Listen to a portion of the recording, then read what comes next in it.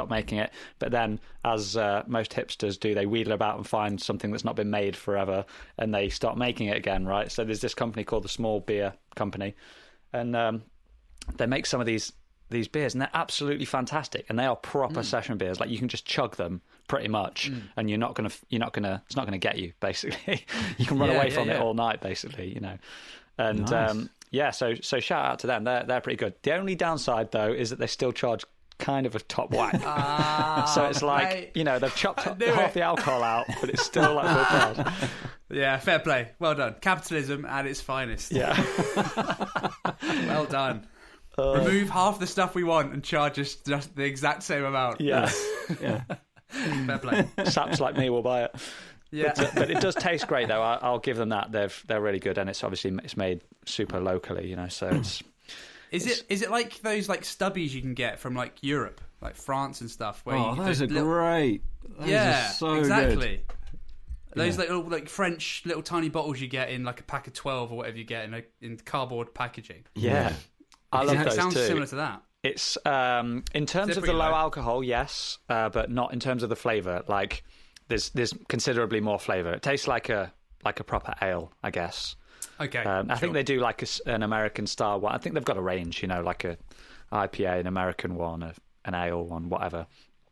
But there's definitely more to it. Yeah, it's more. I guess it's more enjoyable than one of the little French ones. I mean, the French ones are great, aren't they? But they're more just like. They're just sort of like beer flavoured water, and they just go down and jobs are good. Whereas this is more of a, you know, you could have a tasting with these beers. Okay, cool. So yeah, nice, fantastic. Nice. Oh no, I've not got the gavel. Oh Jesus! Oh Jesus H! Yeah, give me a second. I'll cut Can't this. believe you've done this. Okay, lads, I wanted to have a little what about chat. the gavel? Okay, I'm going to say gavel down. I'm going to chop it in. All right, lads, I'm going to have to put the gavel down on that. Just leave all this in. oh, I love it. Okay, cool. So, boys, I wanted to have a little chat about sport. Okay, because we have, as you all know, we have our guest on this evening, John T, and he's a sport fan, but a different kind of sport. Right, yeah, sports is my specialist subject. So we always go on about sort of football, cricket, NFL, that sort of thing. But you're a keen sort of sailing fanatic, aren't you, Johns? Yeah, I love sailing. Actually, I was when you asked me to come on, I was thinking it's kind of I'm not, you know, I'd love to come on. I love the podcast. I was just thinking I'm not a very good bloke. Like,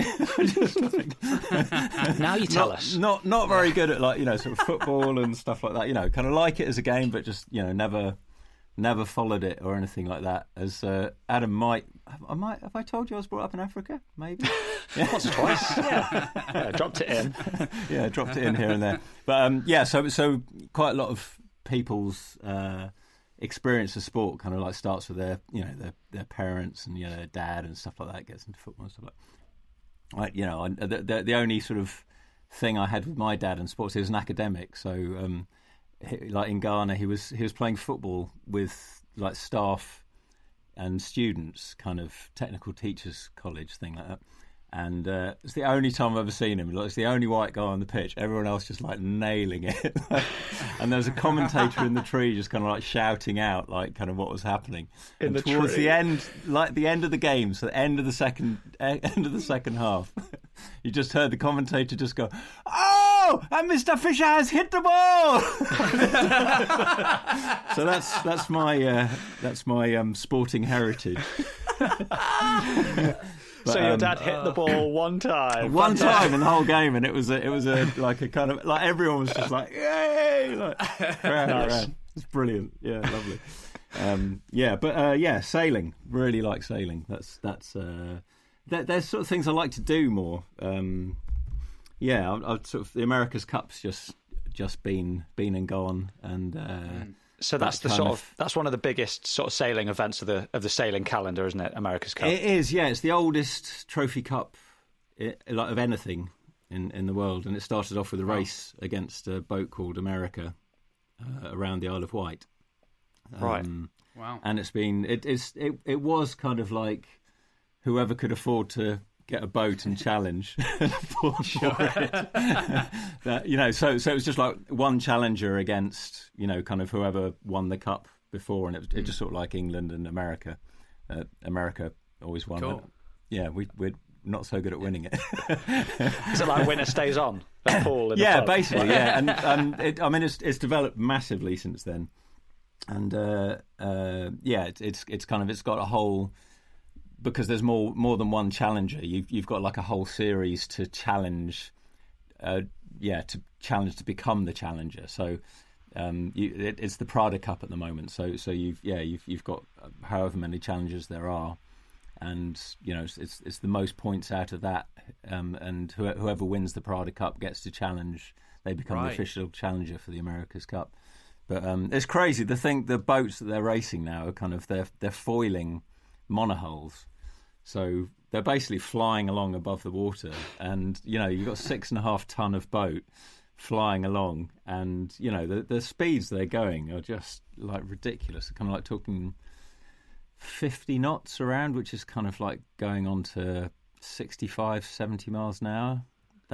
That kind of thing, and in really low winds, so you're kind of going at sort of 3 times the speed of the wind. So it's basically wings on water. It's just incredible, so exciting, and oh man, that's crazy. I've seen it. Yeah, I've watched a little bit of it, and it does look nuts. Right, the aerial shots, they all look like they're going really slow, and then it's sort of like switches to a camera like on the boat, and these guys are just clinging on for dear life, and it's clear that they're going so fast. It's just nuts. Oh, and the crashes as well. It's kind of like, I can see why people get into it. It's kind of got that F1 sort of feel, where it's like there's obviously skill of the is it driving, skippering? What do you call it? Sailing, I guess. Skipper. Yeah. There's obviously some serious skill, but there's also that element of like, get out of the way! Oh God, it's going to crash! And, that sort of like extra cool stuff where people get sort of capsized and stuff. So it's like Formula One, but where you can actually overtake. It's like and there's no motors or anything like that. It's just like you're hooning along at that kind of speeds, with just the wind, and it's like it's nuts. And there's just the slightest of mistake, and there's a kind of a leader change. It's so like adrenaline. I think that was the sailing GP that we watched a little bit of together. So you've got more than one boat. So you've got 8 boats, kind of, they're kind of foiling catamarans, and they're going like sort of like 85 kilometers an hour. That kind of just you've and got the wind 8 was boats like 20. Going, wind's 20, and it's just insane, like so exciting. Wow. So that's kept me going sort of through lockdown, having those kind of things. So I've got a couple of questions here, because I don't think I've ever on purpose watched sailing. I don't think it's nothing wrong with it. It just sounds like a real every man sport. Everyone can really get behind. But regardless of how much money they've got. Regardless how much money. Don't worry about money. No, it's just just football, sailing. Rugby, cricket. That's the sort of I'm taking the but right. So, how long does this race take that we're talking about now? The one that's just happened around Isle of Wight. The actual, like, each race. How long does each race, or a series, or a regatta, or like so? Oh Christ! There's so like I mean, like America's Cup. It depends on the wind speeds. That's that. So if you've got like wind and tide plays a kind of massive part in the tactics of it. So if you've got lower wind speeds, are sometimes more exciting, because you have to go a certain speed in order to stay up on your foils. And so as soon as the boat kind of sinks down in the water, you're pushing all that water aside. So it just like the whole thing just slows right down.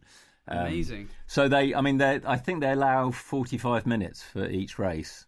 But if the winds are up, it's it's less than that. So the America's Cup, I think, is 45 minutes, and then if it goes over that, then the race is kind of called off. Great. Okay, sailing GP, I don't know what the limit on that is. It's probably similar. Basically, it's just like six times around the course and home, hopefully first. Yeah, sure. I love it. I think because me and Adam we were talking a while ago about variance in sport and how people, as sports are sort of getting more modern, people are trying to iron out all variants as possible, like with football, with VAR and stuff like that. But it sounds like sailing is one of those sports that we were sort of pining after, because we were talking about cricket and how like Lords is like sloped and you've got these certain pitches that react very differently. If the wind's blowing super hard, you've got this incredibly fast-paced race where boats are flying around, or if it's not going very hard, you've got the guys struggling to sort of keep their speed up and stuff. So it sounds like it's got that variance depending on where you are in the world. It sounds quite cool. Yeah, it's the most like cricket of any of the other sports. There's all sorts of kind of variables that kind of come in and little tactics and there's so many kind of things that are at play and could go against you. There's reading the water, just kind of seeing where the wind's blowing strongest, which side of the course has the strongest wind on it, and there's all this stuff, sort of interplay with. I was trying to explain this to Adam. You can get dirty air kind of coming off your sail. So just like with an aeroplane, like if you go behind an aeroplane, you get all this turbulence behind it. It's the same thing with those boats. So you can basically just put all this dirty air on your opponent, and they can't go as fast. So they have to kind of go over to the slow side of the course and things like that. So it's the whole. Yeah, it's all there's all tactics. There's loads of tactics involved in it. You've also got lots of funny words as well, haven't you? Just like cricket. Yeah, perfect. Coming up with words for left and right. Jesus. Yeah. But have you got a googly? That's the ultimate one. What's the sailing equivalent of a googly? I don't know. What is this? Yeah. No, I don't think so. One last question as well. Unless Adam's got any, but are there allowed to be any variants within the boats, or are all the boats identical? That depends on the race. That's a good question actually. So America's Cup, yes. So the team who won it last time, in which this was Team New Zealand, and they've just won it now, so it's Team New Zealand again. They get to design the boat, and what they do is they send out a kind of, I think it's like a rough draft of kind of, this is sort of the design. I'm not sure exactly how detailed it is, but it's got to be a monohull. It's got to be able, a foiling monohull, and it's got sort of restrictions that you can work within. Sure. And then you have to come up with your design. So that part of it is quite a lot of Formula One people kind of went on to those things because it's foiling. So loads of it's not aquadynamics. Is that a thing? I'm not sure, but sort of it is now. Most of it's aerodynamic, like because you're going through, you're basically flying through the air. So the boats have to be super aerodynamic and things like that. So quite a few, they hired quite a few Formula One people to makes sense. To kind of do.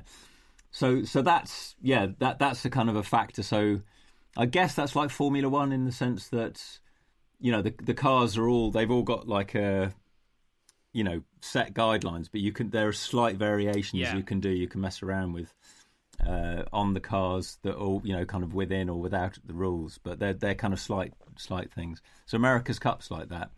The Sailing GP, which sort of that came out of the America's Cup. I think that started in 2018 in Sydney. I think that was the first one. So all the boats are identical. So then it's just down to sailor skill. So you have absolutely identical boats and sailor skill. Right. Yeah. So that kind of makes it's different. I mean, it's another kind of variable. It's just like a different variable. So Love it. There's some amazing sailing races. Like there's the Volvo Around the World race, which is another. It's like an endurance thing. But again, all the boats are exactly the same, and you're racing literally around the world, and it's been it's been kind of exciting up until now because you just kind of get a vague idea of what's happening, particularly in the Southern Ocean. But now, because they've got drones and kind of satellite and stuff, so you've actually been able to see the boats going through, because there's been no footage of them at all because you can't get a helicopter or anything else down there. So, and some of the waves, like these boats going through like massive, monumental swells, and you just think, amazing, just like a proper endurance sailing, and amazing. Wow. Anyway. I imagine there's not a 45-minute time limit on those races, right? No.